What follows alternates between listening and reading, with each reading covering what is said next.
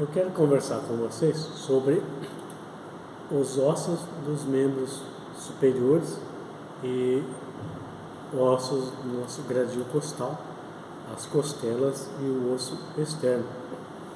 Vamos falar um pouquinho sobre essas estruturas. Nós temos aqui os ossos dos membros superiores, né? Nós temos aí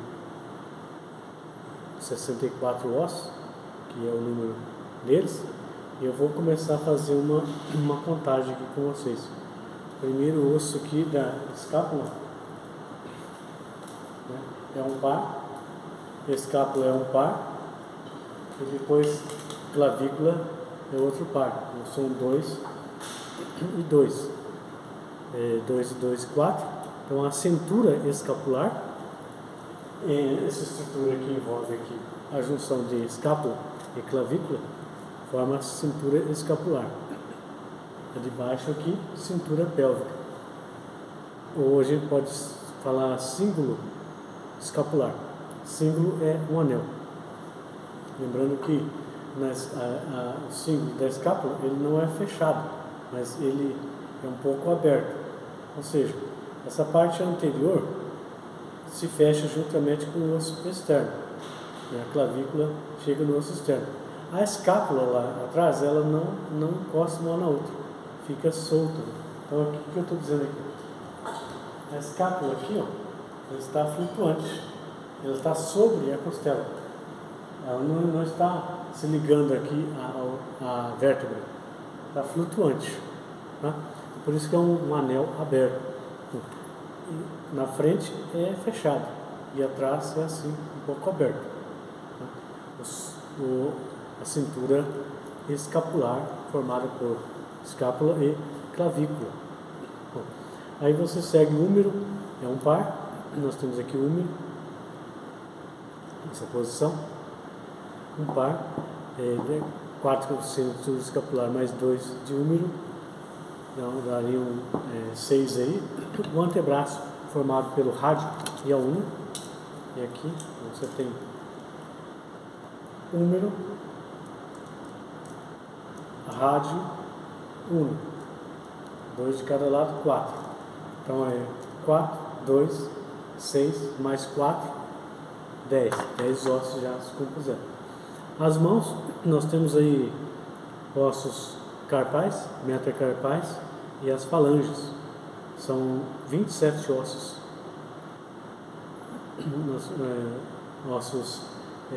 São 27 ossos em cada mão. Então tem 8 ossos carpais. Esses ossos do carpo são esses. Isso aqui é uma mão. São esses ossos aqui, os carpais. Vamos colocar aqui as colegas aqui, colega voluntário. Está até um braço torcido.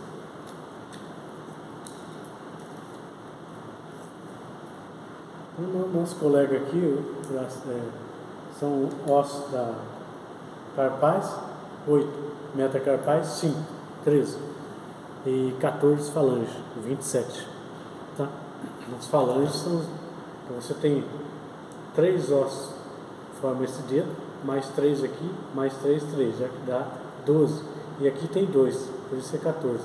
Então falange proximal, média, distal, proximal, média, distal, proximal, média, distal, proximal, média, distal, proximal, distal. Ali é 14. Então 27 ossos em cada mão, 54. Com os 10 anteriores, 64 ossos dos membros superiores. Então vou começar falando com vocês sobre o primeiro osso, que é a clavícula. O osso da clavícula é esse osso que se encontra aqui em cima, o osso da clavícula. Você tem ele aqui, o osso da clavícula. Bom, quando eu vejo esse osso aqui, pensando assim, como é que eu vou localizar? Será que ele é assim? Ou ele é desse lado? Ou ele é desse lado aqui? Ou virado? Né? Então você observa nessa peça aqui. Tá? Então, ele tem uma parte mais fina e uma parte mais espessa.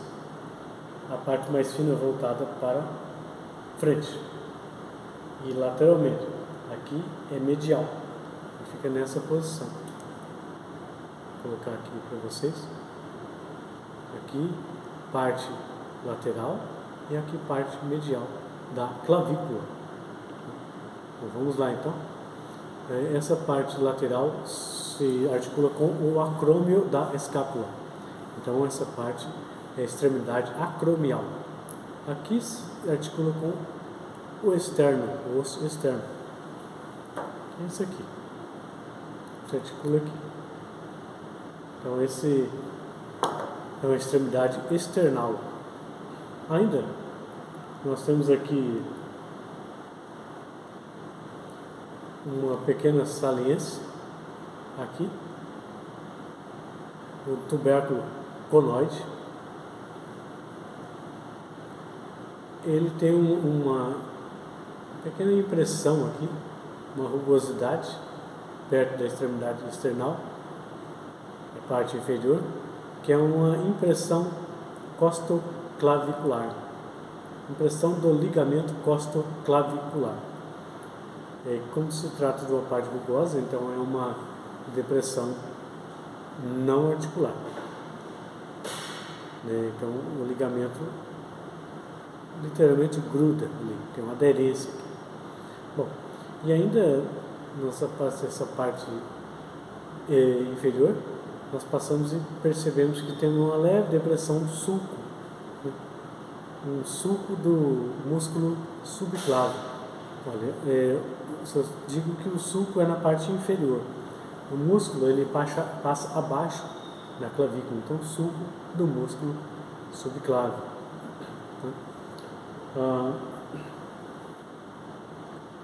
Essas partes aqui que a gente seriam de clavícula. Vamos falar então sobre a escápula. A escápula, esse osso que fica aqui, você pode apalpar a sua região dorsal aqui, e ele compõe algumas partes que eu quero mostrar para vocês aqui. Então essa escápula, sempre eu enfatizo isso, que é importante você saber colocar o osso em posição correta para que possa fazer a identificação das suas partes corretamente. Então, ele é assim, ele tem um formato triangular, então aqui o ângulo inferior, seu ângulo superior, e fica nessa posição.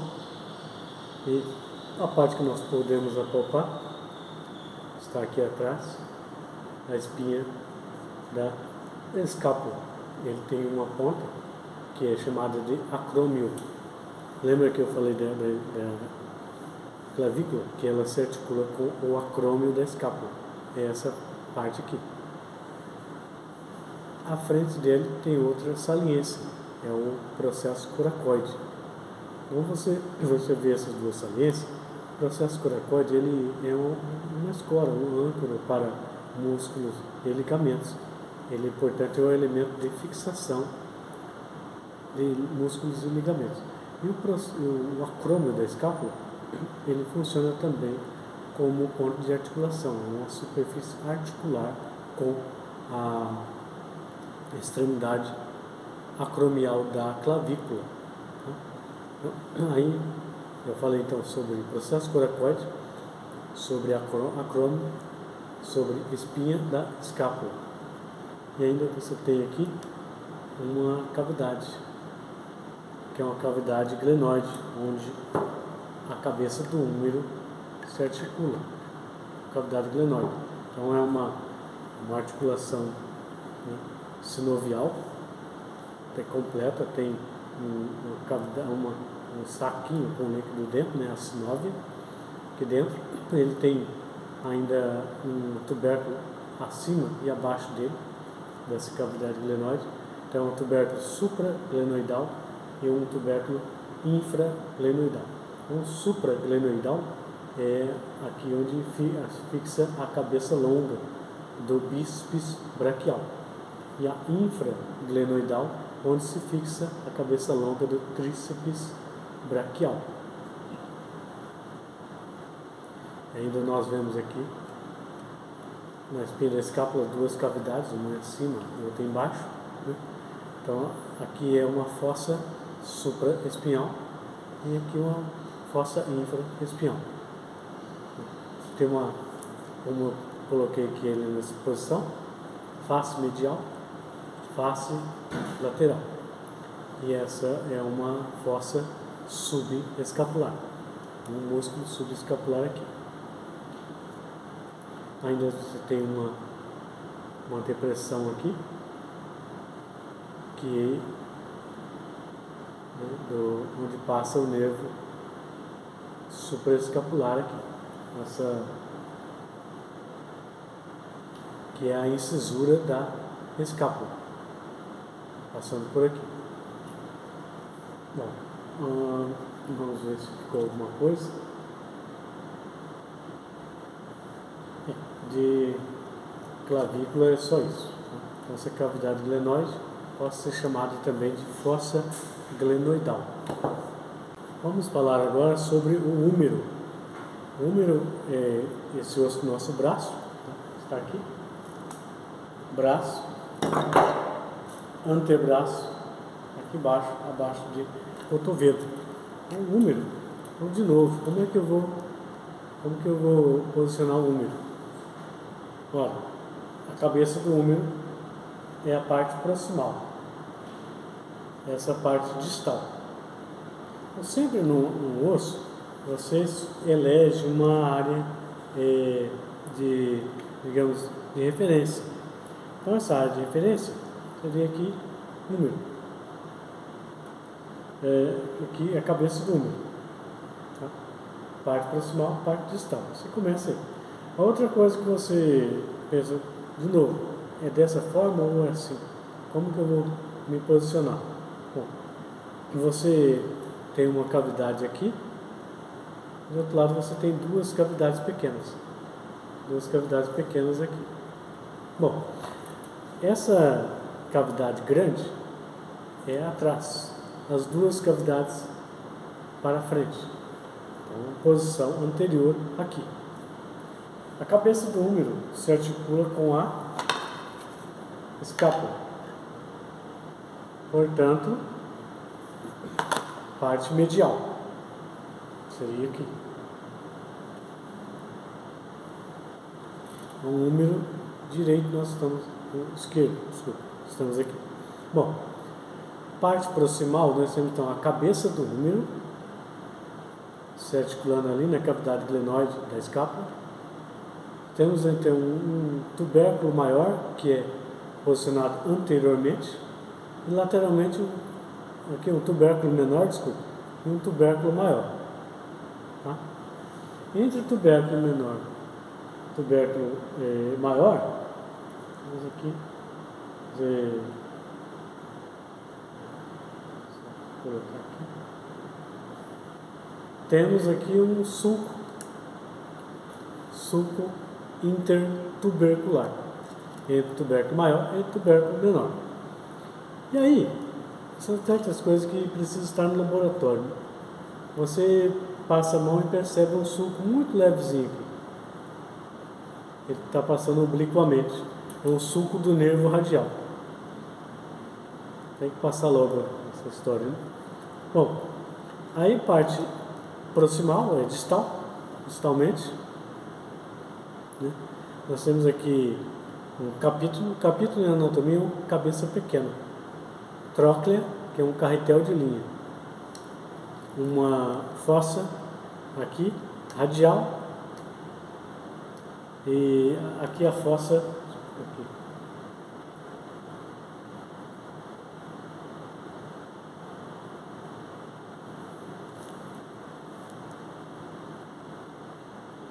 Aqui fossa radial, fossa coronal. Capítulo trócleo. Epicôndilo medial, epicôndilo lateral. Então seria o epicôndilo medial, você apalpa aqui, o epicôndilo lateral aqui. Tá?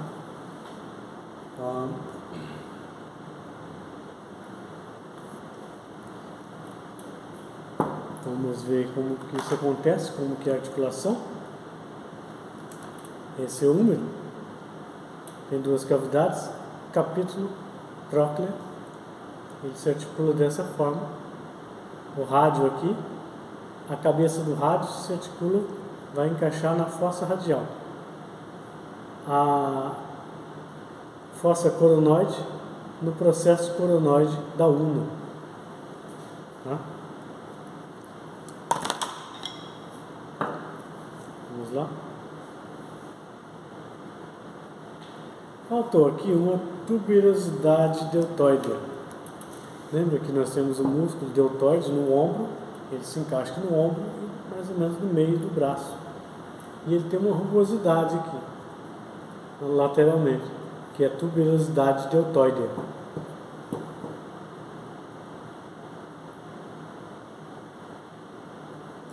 O osso do rádio é muito simples aqui.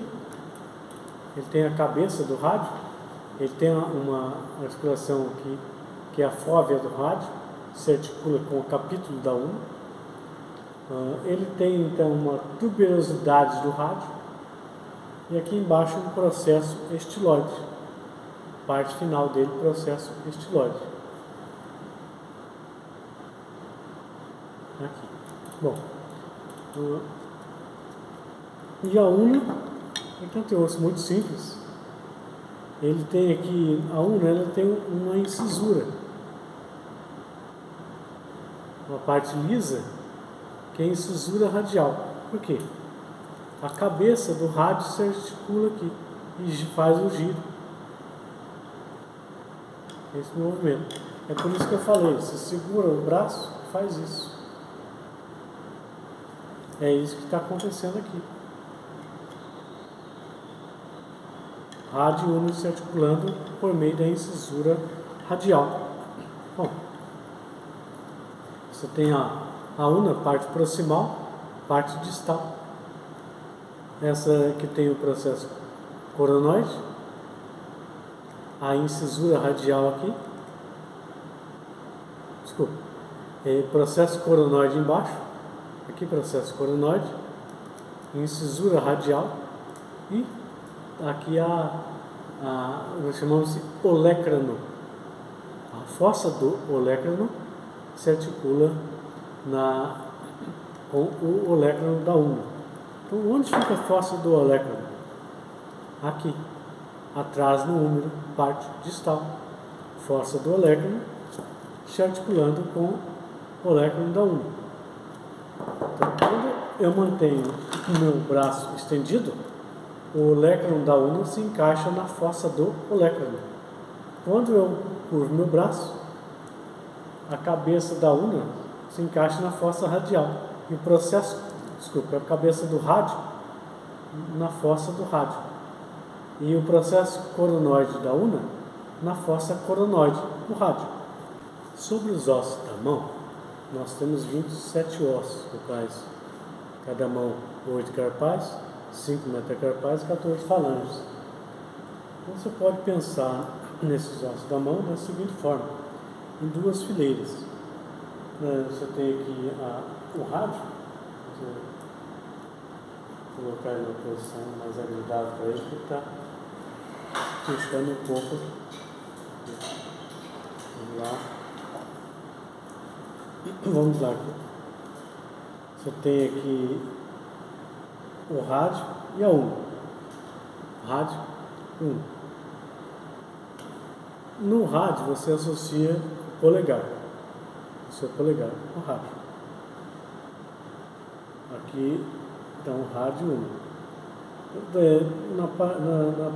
Aqui ao lado do rádio. Então você tem o primeiro osso escafoide.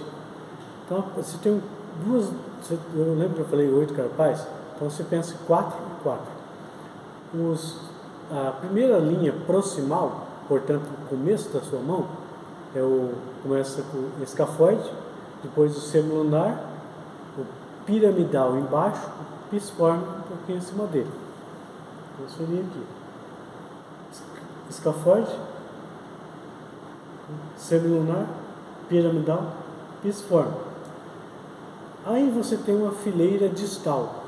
que é mais próximo aqui dos ossos metacarpais, formado pelos amato, captato, trapezoide e trapézio. Tá? Olha, você vê no Spence que é um sinado. Como eu disse, quando o Spence fala diferente, o Spence está errado. Então, o sinado é uma pequena parte do osso amato, com H. Então, certo? Então você segue aqui os metacarpais. Os metacarpais são numerados de 1 a 5. 1 é sempre do polegar. 1, 2, 3, 4, 5. As falanges, proximal, distal no polegar. E depois proximal, médio e distal. Então está aqui. Proximal, médio e distal. Proximal, médio e distal. Por isso que são 14 ossos na falange. Esses são os ossos da mão. Eu quero falar um pouco aqui agora sobre os ossos do gradil torácico. Como vocês sabem, são 12 costelas de cada lado e o osso externo. Então são 25 ossos, articulando entre si aqui. Você tem uma sincondrose, que é a articulação entre o osso externo e cada uma das costelas.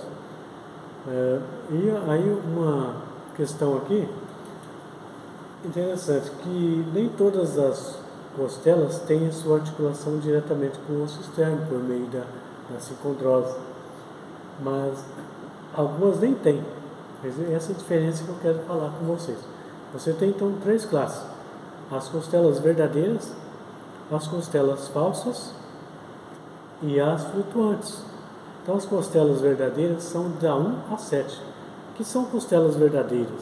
São costelas cuja articulação vai diretamente ao osso externo. Então você tem aqui uma costela verdadeira.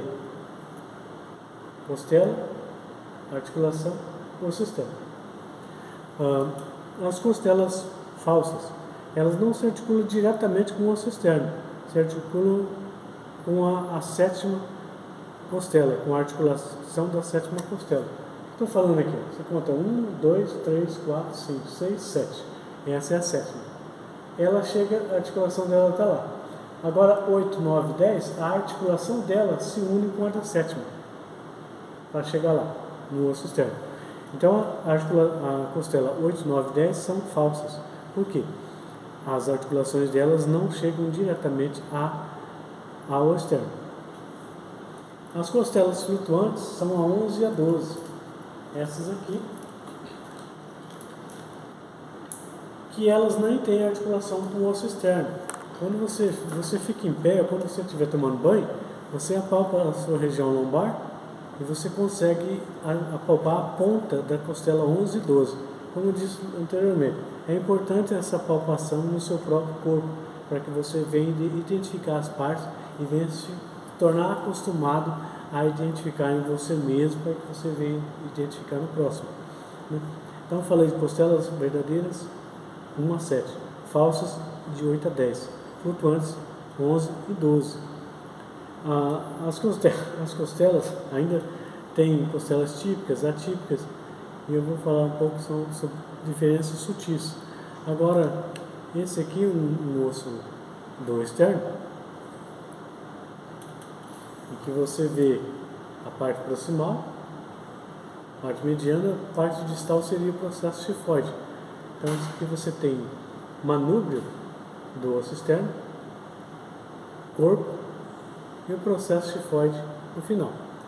Interessante que eu girando aqui, eu percebo que tem um ângulo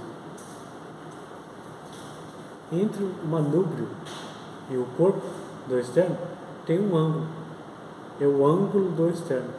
Nas mulheres, esse ângulo é mais pronunciado. Sobre as costelas, nós temos uma costela típica, aqui, uma costela atípica, aqui é a primeira costela. Percebe que ela é bem diferente, bem mais grossa, né?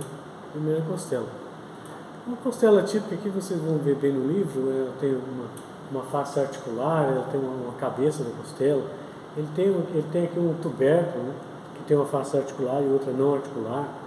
Ele tem aqui uma face externa, uma face interna, e ele também tem um sulco embaixo, né? aqui o sulco. Esse sulco é muito importante, porque você passa vasos aqui, vasos intercostais aqui, tá? Nessa parte inferior da escápula. Então vocês vejam essas partes que eu vou fazer perguntas, questionário com relação às vértebras típicas, atípicas, o que eles têm ali, tá? Então, assim, sobre eu queria falar, os ossos do gradil costal são esses, né, que eu falei, depois terminei do osso externo, que manubrio, corpo e processo tifoide, e falei sobre o ângulo do externo, diferença masculino e feminino, na mulher esse ângulo é mais pronunciado. E outra coisa importante de se falar, essas costelas verdadeiras, elas estão ligadas diretamente ao osso externo, mas elas só permitem um movimento para cima ou para baixo. Essas costelas falsas e flutuantes, elas podem inclusive abrir, fazer movimentos laterais, fazer isso, aumentar. Então, é muito relevante saber isso, porque você ganha um espaço para captação de ar durante a sua inspiração. Enquanto na inspiração há uma abertura lateral, ela expande lateralmente, e além de empurrar o diafragma, empurra os órgãos abdominais, você ganha um espaço para captação de ar. Então não tem sentido você respirar mais fundo, captação mais alta, fazer isso, porque aqui não se abre. Então a captação de ar, você tem que deixar o seu abdômen dilatar para maior captação de ar, porque o diafragma empurra os órgãos abdominais e ainda alarga o seu gradil costal, esse movimento, tá? Então é por isso que existe um motivo funcional muito relevante nas costelas verdadeiras, as falsas e as flutuantes ali, tá? Então até a próxima aula, bons estudos, boa semana para todos vocês.